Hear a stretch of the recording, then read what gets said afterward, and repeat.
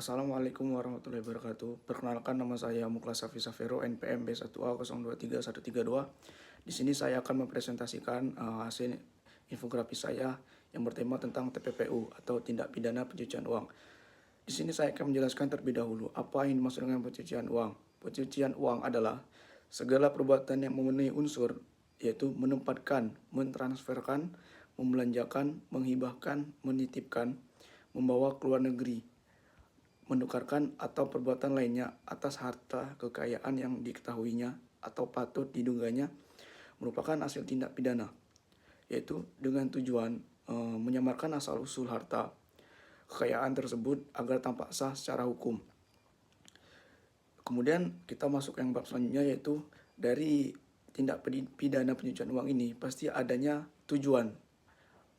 Dan apa tujuan pencucian uang itu? Yang pertama yaitu adalah menyamarkan jejak uang ilegal. Di sini menyamarkan jejak uang ilegal itu mendefinisikan agar aparat penegak hukum kesulitan untuk membuktikan keterkaitan antara uang dan tindak pidana asalnya.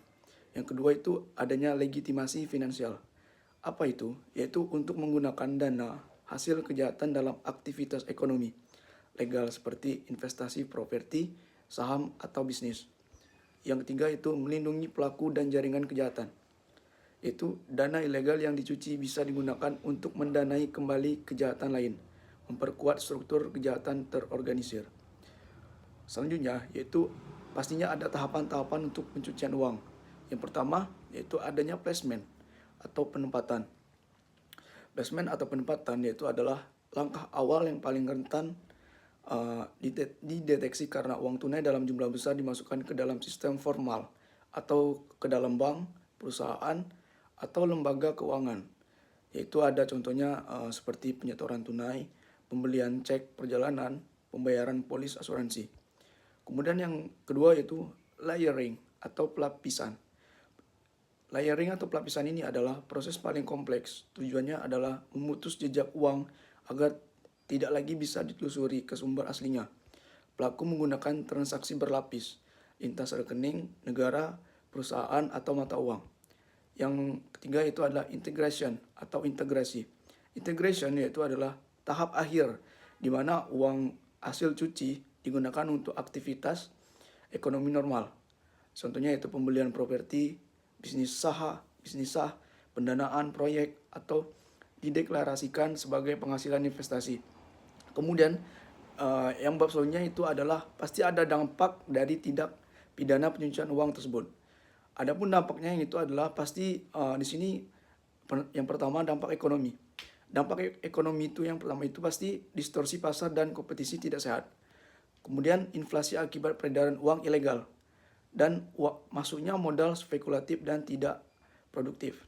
Kemudian dampak sosial dan politiknya yaitu pendanaan terhadap kegiatan terorisme, separatisme, atau kekerasan.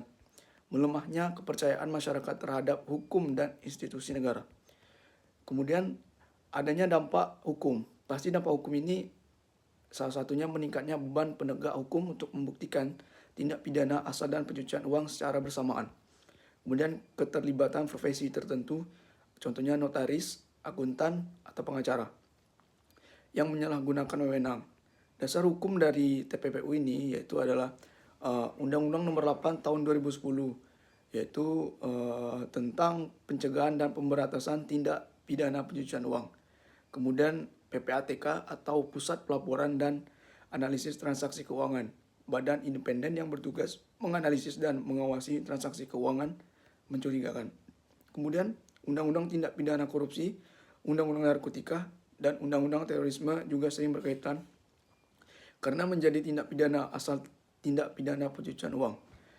Dari dasar hukum tersebut pasti adanya sanksi apabila jika dilanggar, yaitu pertama pidana penjara paling lama 20 tahun, denda hingga 10 miliar, dan penyitaan aset kejahatan. Demikian dari infografis yang bisa saya sampaikan. Apabila ada salah kata saya mohon maaf. Wabillahi taufiq wal hidayah. Wassalamualaikum warahmatullahi wabarakatuh.